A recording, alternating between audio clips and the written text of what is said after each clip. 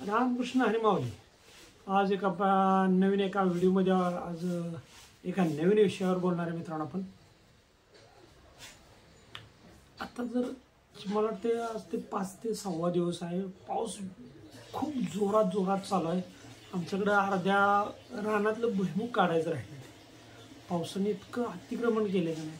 ते कमी दाबाचा पट्टा असल्यामुळे पाऊस पडतोय हे जाणवते आम्हाला. पण काय करायचं, शेतकऱ्याचं भरपूर सारं नुकसान झालं. भुईमुग काढायला आलेले पीक, आता तोंडाला आलेले पीक असंच वावरात सोडून द्यायचं का सांगा.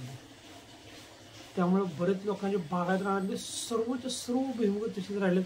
मला दिवसाचा व्हिडिओ बनवायचा, अख्ख्या दिवसभर पाऊस. काय करायचं सांगा. शेळ्याचं लुट कापते त्या अशा शेळ्या. बकरी अशी थरथर कापते ती.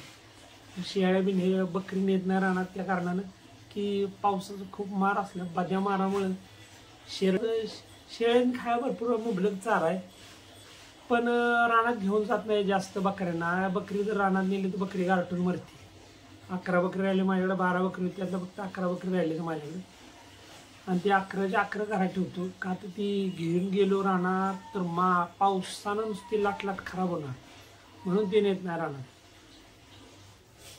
पावसानं असं अतिक्रमण केलं ना सगळ्यांच्यावर की बोलायचं कामच नाही. पूर्ण महाराष्ट्रभर पाऊस असतो पूर्ण. म्हणजे नारावण्याचे काय मित्र आहेत त्यांचा मला कॉल आला होता, का तुमच्याकडे पाऊस आहे का. म्हणजे असं करा की आमच्याकडनं तुम्हाला नाही थोडासा. अहो आम्हाला कशाला देत आहे, आमच्याकडे जर महिना झाला तर तुम्हाला कुठनं देऊ तुमचा. अशी कंडिशन आहे. सगळीकडे पाऊस चालू आहे. कोणीतरी सांगितलंय की 3 तारखेला पाऊस बंद होणार आहे.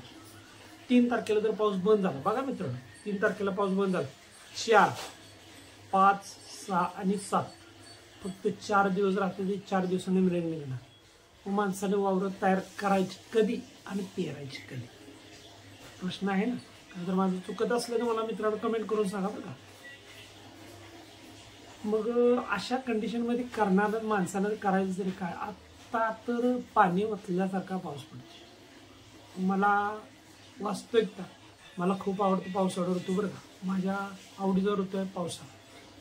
उन्हाळा नाही आवडत, हिवाळा आवडत, मला फक्त पावसाळा आवडतो. का तर पावसाळ्यात दूषित वातावरण नसतं. बघा माझ्या दृष्टिकोनानं पावसाळ्यात दूषित वातावरण नसतं आणि पावसाळ्यात स्वच्छ हवा.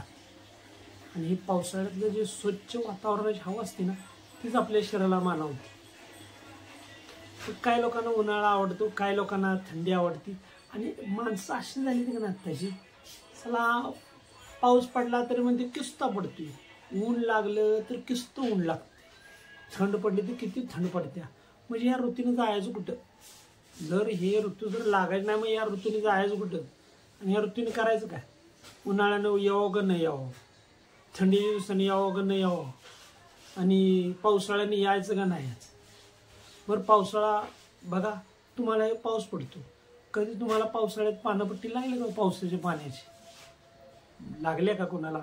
कोणी असं माणूस आहे का ज्याने पावसाच्या पाण्याची पाणपट्टी भरली आहे का असं कोण. शक्यच नाही. पावसाच्या पाण्याला कधी पाणपट्टीच नसते.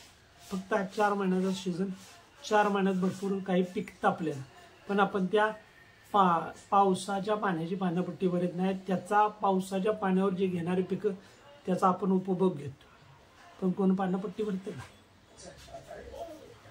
असंच आहे, सगळी स्वार्थी दुनिया आहे. मी त्याच्यात मोडतो बरं का. मी अशी माळ आहे म्हणजे मी काय साधू नाही, मी बी त्याच्यात मोडतो. मी पण स्वार्थीच आहे. मला ते अर्थी स्वार्थी, पण माझ्याकडनं जे मला जे कळतं ते मी तुम्हाला बोलतो. नेहमी माणसाने सत्य बोला, सत्याने चाला, नेहमी सत्याचा विजय होतो. लेट का होईना पण कार्यक्रम सत्याचा नेहमी थेट होतो. हे नेहमी डोक्यात ठेवा मित्रांनो, हे डोक्यात ठेवा. मला असं वाटतं तुमची तब्येत चांगली असणार, मी चांगला खणखणीत आहे. आणि जर या व्हिडिओला तुम्ही नक्की शेअर करा, लाईक करा, सबस्क्राईब करा. रामकृष्ण हरी.